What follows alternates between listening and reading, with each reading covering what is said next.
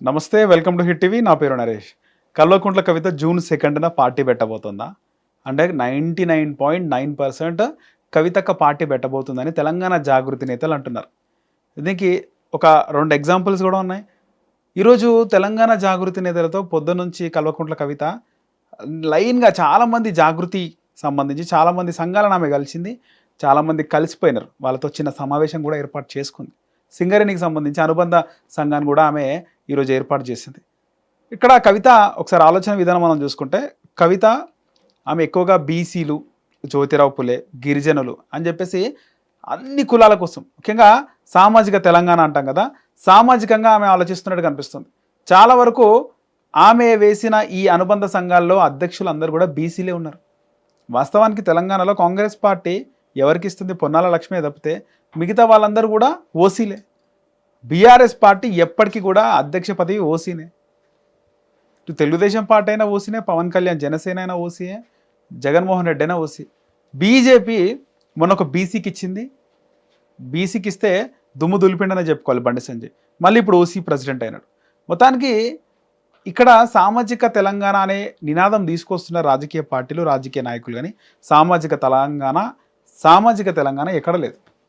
అగ్రవర్ణాలు అంటే అన్ని కులాలు సమానమనే నేను అనుకుంటాను. కానీ ఇక్కడ కులాల పరంగా అగ్రవర్ణాలు, బీసీలు, ఎస్సీలు, అణగారిన వర్గాలు, అంటే ఇటు అణగారిన వర్గాలకి అటు అగ్రవర్ణ వర్గాలకి చాలా తేడా ఉందనేది రాజకీయ పార్టీలు ఎప్పటికీ సుస్పష్టం చేస్తే ప్రూవ్ చేస్తుంటాయి ఎప్పటికీ. ఈరోజు కూడా కవిత అన్ని సంఘాలకు, అనుబంధ సంఘాలకు బీసీలనే అధ్యక్షులుగా నియమించింది. మరోవైపు కల్వకుంట్ల కవితతో బుజ్జగింపులకు గులాబీ పార్టీకి సంబంధించి కొంతమందిని పంపించింది. వాళ్ళు ఎవరెవరు అంటే ఎంపీ దామోదర్ రావు, మరో వ్యక్తి న్యాయవాది గండ్రా మోహన్ రావు. ఇద్దరు రావులే ఉన్నారు మళ్ళీ. సో బుజ్జగింపులకు పంపించిన కేసీఆర్ పంపించిన దూతల చర్చలు విఫలమైనవి, సక్సెస్ కాలే. కవిత ఎవరి మాట వింటలేదు. ఇప్పుడు దీనిపైన స్పందించడానికి బీఆర్ఎస్ నాయకులు ఎవరు కూడా ముందుకు వస్తలేరు. ఇది పెద్ద డూ ఆర్ డై సిచ్యువేషన్ లాగా ఉంది. మాట్లాడిన పరిశాను, మాట్లాడిన తలనొప్పి, మాట్లాడకపోయినా తలనొప్పి అనే విధంగా కవిత ఇష్యూలో చాలామంది అనుకుంటారు. చాలామంది కవిత పార్టీ పెట్టకపోతే బాగుంటుంది, కేసీఆర్ గారి మాట వింటే బాగుంటుందని చాలామంది బీఆర్ఎస్ నాయకులు అన్నప్పటికీ కూడా సిచ్యువేషన్స్ అట్లా లేవు. కవిత పార్టీ పెడితేనే మంచిగా ఉంటుంది అనేది ఉద్యమకారులు కూడా అనుకుంటున్నారు. వాళ్ళకు కూడా అవకాశాలు వస్తాయి కదా. కల్వకుంట్ల కవిత ఒక పార్టీ పెడితే, టీబీఆర్ఎస్, టీఆర్ఎస్ ఏ పార్టీ పెట్టినా అందులో ఒక రాష్ట్ర కమిటీ ఉంటుంది, జిల్లా కమిటీలు ఉంటాయి. ఇప్పుడు వచ్చే సర్పంచులు, కౌన్సిలర్లు, కార్పొరేటర్లు, జెడ్పీటీసీలు, ఎంపీటీసీలు, ఎమ్మెల్సీలు, సార్వత్రిక ఎన్నికల్లో ఎమ్మెల్యేలు, ఎంపీలు, ఇలా అనేక పదవులు వస్తాయి. ఉద్యమకారులకు న్యాయం జరుగుతుంది అనే విశ్వాసం ఉద్యమకారులకు ఉంది. కానీ కవిత పార్టీ పెడితే ఎట్లుంటుంది, నడిపిస్తుందా అని కొంతమంది మాట్లాడుతున్నారు. ఏ పార్టీ కూడా పెట్టగానే అధికారంలోకి రాలేదు. స్ట్రగుల్ చేస్తే 10-15 సంవత్సరాలు కష్టపడితే అధికారంలోకి వచ్చిన పార్టీలు ఎన్నో ఉన్నాయి. వైఎస్ జగన్మోహన్ రెడ్డి పార్టీ పెట్టిన 10 ఇయర్స్కి, అంటే ఆల్మోస్ట్ 7-8 ఇయర్స్కి సక్సెస్ అవుతే, పవన్ కళ్యాణ్ పార్టీ పెట్టిన 10 ఇయర్స్కి సక్సెస్ అయ్యిండు. బీఆర్ఎస్ఎం పార్టీ పెట్టగానే టీఆర్ఎస్ పార్టీ పెట్టిన చాలా సంవత్సరాలకి పార్టీ అధికారంలోకి వచ్చింది. కవిత పోరాడే పట్టిమ కవితకు ఉంది. ఖచ్చితంగా ఆమె పార్టీ పెడితే 101% కవిత సక్సెస్ అయ్యే అవకాశం ఉంటుంది. ఆమె దగ్గర అంత ఆలోచన విధానం ఉంది. గతంలో కవిత అంటే ఒక పొత్తు ఉండొచ్చు టీఆర్ఎస్కి, అప్పుడు కాంగ్రెస్కి పొత్తున్నప్పటికీ కూడా తెలంగాణ టైంలో సోనియా గాంధీతో కేసీఆర్ మాట్లాడడానికి సరైన టైము, సరైన ప్లేస్ దొరకనప్పుడు ఈ కవితనే సోనియా గాంధీ, కేసీఆర్ మాట్లాడుకోవడానికి ఒక ప్లాట్ఫామ్ క్రియేట్ చేసింది అనేది అందరికీ, ముఖ్యంగా కేసీఆర్కి సన్నిహితులకు, బీఆర్ఎస్ కీలక నాయకులకు తెలిసిన విషయం. సో ఇప్పుడు ఒకసారి కవితకు వచ్చిన చిన్న మ్యాటర్ వచ్చింది ఈవినింగ్ ఎడిషన్లో. కవితకు బుజ్జగింపులు, కేసీఆర్ ఆదేశాలతో రంగంలోకి ఇద్దరు సన్నిహితులు. ఎవరెవరు అంటే ఎంపీ దామోదర్ రావు, న్యాయవాది గండ్రా మోహన్ రావు. 3 గంటల పాటు ఎమ్మెల్సీతో సుదీర్ఘ మంతనాలు. గులాబీ బాస్ చెప్పిన విషయాలు చేరవేత. పార్టీలో తగిన ప్రాధాన్యం ఉంటుందని ఆమెకు హామీ. అనుమానాలు, లేఖ రాసిన పరిస్థితులను వివరించిన కవిత. ఇక ఏసీబీ నోటీసులపై కేటీఆర్కు మద్దతుగా ట్వీట్. ఏసీబీ నోటీసులు ఇవ్వడం జరిగింది కేటీఆర్కి, మరోసారి రెండోసారి అనుకుంటా. దానిపైన ట్వీట్ పెట్టింది. కానీ కవిత వైఖరి సేమ్ ఆ విధంగానే ఉంది. భారత రాష్ట్ర సమితి ఎమ్మెల్సీ కల్వకుంట్ల కవిత వ్యవహారంలో పార్టీ అధినేత, మాజీ ముఖ్యమంత్రి చంద్రశేఖరరావు రంగంలోకి దిగారు. పార్టీకి తీవ్ర నష్టం కలిగిస్తున్న కవిత ఇష్యూకు మొదటి దశలోనే తుంచివేయాలని అంటే ముగ్గులోనే తుంచివేయాలని ఆయన నిర్ణయించారు. అసలే ప్రతిపక్షంలో ఉండి ఇబ్బందులు పడుతున్న వేళ మరోవైపు సొంత పార్టీలో కుటుంబ సభ్యురాలే పార్టీకి ఇబ్బంది కలిగించే విధంగా వ్యవహరిస్తుండడంతో ఆయనే స్వయంగా రంగంలోకి దిగినట్లుగా తెలుస్తోంది.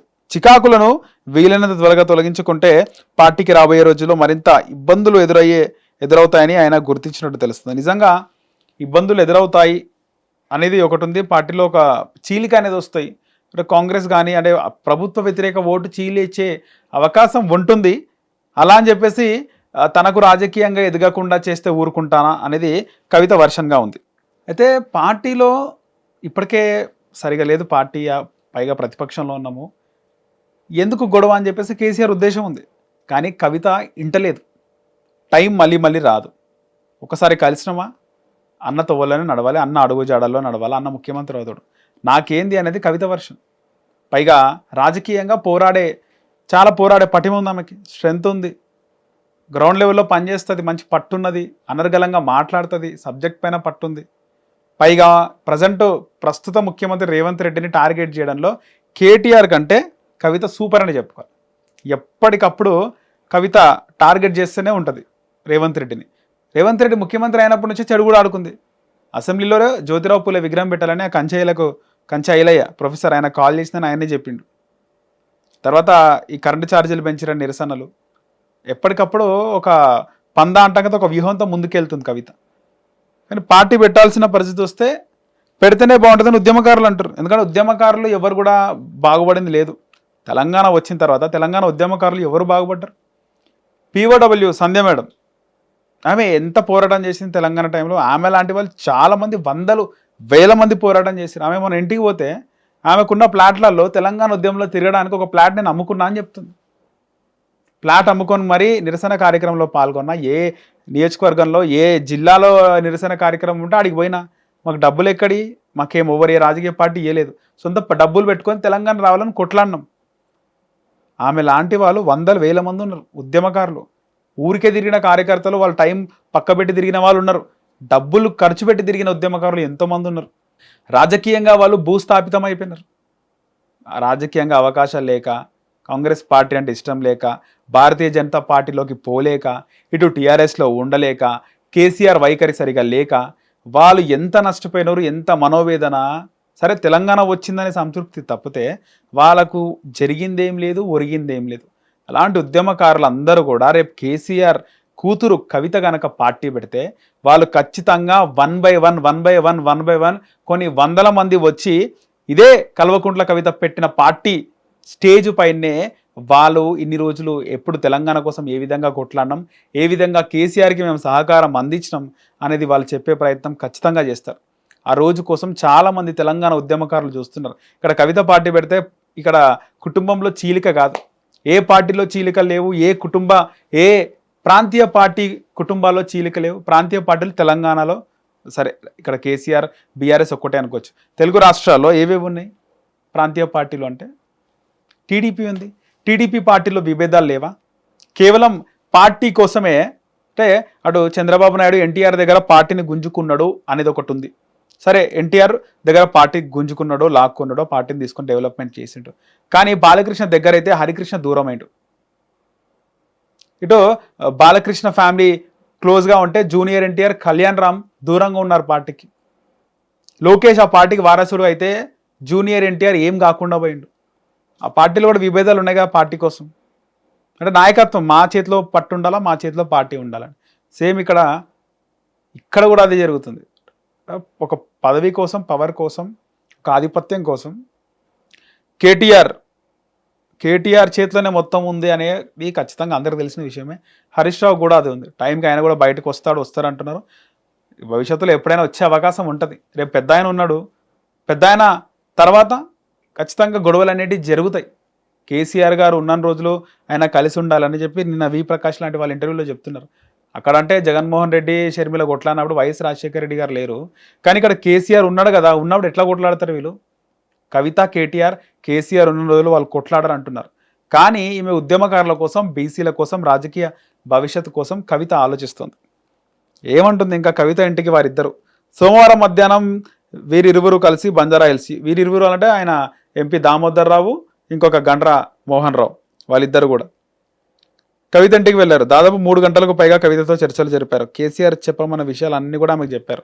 ఇప్పటివరకు జరిగిన విషయాలన్నీ మర్చిపోవాలని పార్టీ ప్రతిపక్షంలో ఉన్న ఈ సమయంలో అధినేత కేసీఆర్ కుటుంబంలోని విభేదాలు అనే సంకేతాలు సమాజానికి పార్టీ శ్రేణులకు వెళ్ళడం ద్వారా క్యాడర్ దెబ్బతింటుందని, మనస్పర్ధలు వస్తే బాగుంటుందని చెప్పేసి వాళ్ళు చెప్తున్నారు. అయినా కూడా నాకు తెలిసి కవిత జూన్ 2న పార్టీ పెట్టే అవకాశం ఉందని అనిపిస్తుంది. వ్యాక్యూమ్ కూడా ఉంది. మీరు ఒక్కసారి గమనిస్తే మనం ఏ పార్టీకి, మన హిట్ టీవీ ఏ పార్టీకి సపోర్ట్ కాదు, కానీ గవర్నమెంట్కు అగేన్స్ట్ కాదు, ప్రతిపక్షానికి సపోర్ట్ కాదు. ఉన్నది ఉన్నట్టే మనం చెప్పే ప్రయత్నం చేస్తున్నాం. మనకేం వేరే ఆలోచనలు కూడా లేవు. ఇక్కడ ఒకసారి రాష్ట్రంలో ప్రభుత్వం ఉంది అంటే ప్రభుత్వం ఉందా లేదా అనిపిస్తుంది. ఏమనిపిస్తుంది కింద కామెంట్ సెక్షన్లో కామెంట్ చేయండి. రాష్ట్రంలో కాంగ్రెస్ పార్టీ అధికారంలోకి వచ్చిన ప్రతి రోజుకి గ్రాఫ్ పడిపోతూనే వస్తుంది. బీఆర్ఎస్కి మంచి పట్టొచ్చింది. ఈ టైంలో కవిత కేటీఆర్ ఎపిసోడ్ వల్ల కవితకు బాగా మైలేజ్ వస్తుంది. ఇక్కడ కవిత గురించే మాట్లాడుకుంటున్నారు. 90% జనాలు కేటీఆర్ కంటే కవిత కోసమే మాట్లాడుకుంటున్నారు. కవిత బయటకు వచ్చి పార్టీ పెడితే ఉద్యమకారులకు న్యాయం జరగలే కదా. తెలంగాణ వస్తే నీళ్లు నిధులు నియామకాలు అనుకున్నాము. ఎంతమంది నియామకాలు వచ్చినాయి తెలంగాణ యువతకి వచ్చిన తర్వాత? తెలంగాణ వస్తే ప్రతి ఇంటికి ఉద్యోగం అనుకున్నాం. ఏమైంది? ఉద్యమకారులు ఎంతో చేసినారు, మనం చెప్పుకున్నాం. వాళ్ళందరికీ కూడా న్యాయం జరగాలి కదా. చాలామంది సొంత డబ్బులు ఖర్చు పెట్టుకొని తెలంగాణ కోసం కొట్లాడినారు. కొంతమంది డబ్బులు వేసుకున్నారు అనుకోండి, చాలా వరకు డబ్బులు ఖర్చు పెట్టి తెలంగాణ కోసం కొట్లాడినారు. కొండా లక్ష్మణ్ బాబుజీ లాంటి మహనీయులు టీఆర్ఎస్ పార్టీ ఆఫీస్ లేదని ఆ జలదృశ్యంలో ఆయన ఇంటిని పార్టీ ఆఫీస్కి ఇచ్చిండు.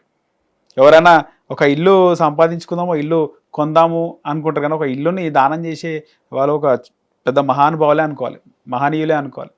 అలాంటి వాళ్ళు చాలామంది ఇప్పటికీ ఉన్నారు. గాదె ఏనే కానీ, లేదా పాశం యాదగిరి కానీ, ఈ చాలామంది, ఆ విజయరామారావు, ఈటెల రాజేందర్, ఆయన కూడా ఏమన్నాడు, పార్టీ జెండాకి యజమానులు మేము కూడా అన్నాడు. ఆయన ఏం మాట్లాడలే.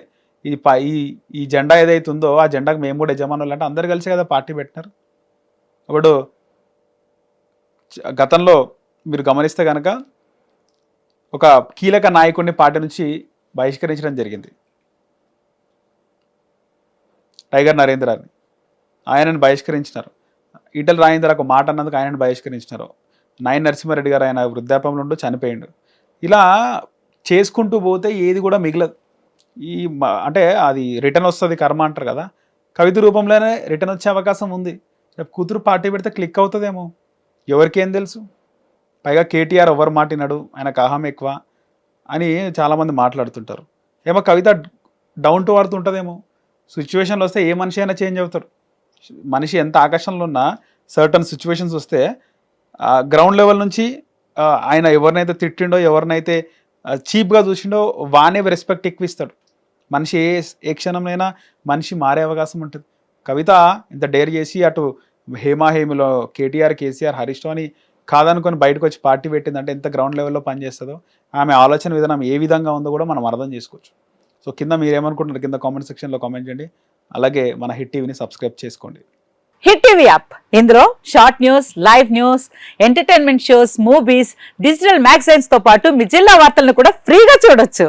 ఇంకెందుకు ఆలస్యం, వెంటనే హిట్ టీవీ యాప్ ని డౌన్లోడ్ చేసుకుని ఫ్రీగా ఎంటర్టైన్మెంట్ పొందండి. Hit TV app. Hit TV app. Please download hit TV app. Hit TV app ని ఫ్రీగా డౌన్లోడ్ చేసుకుని ఎంజాయ్ చేయండి. మీకు నచ్చిన ఎంటర్టైన్మెంట్ కోసం హిట్ టీవీ యాప్ ని ఫ్రీగా డౌన్లోడ్ చేసుకుని ఎంజాయ్ చేయండి. హిట్ టీవీ యాప్ ని డౌన్లోడ్ చేసుకుని ఆస్వాదించండి, ఆశీర్వదించండి. ఇంతమంది సెలబ్రిటీలు హిట్ టీవీ యాప్ ని డౌన్లోడ్ చేసుకోండి అని చెప్తున్నారంటే ఎంత మంచి యాప్ ఆలోచించండి.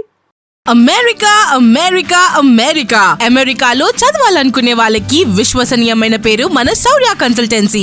UK లో 1 year masters, UK లో 1 year masters, 2 years work permit up to 5 years visa. Contact Saurya Consultancy. Contact 89851 89851.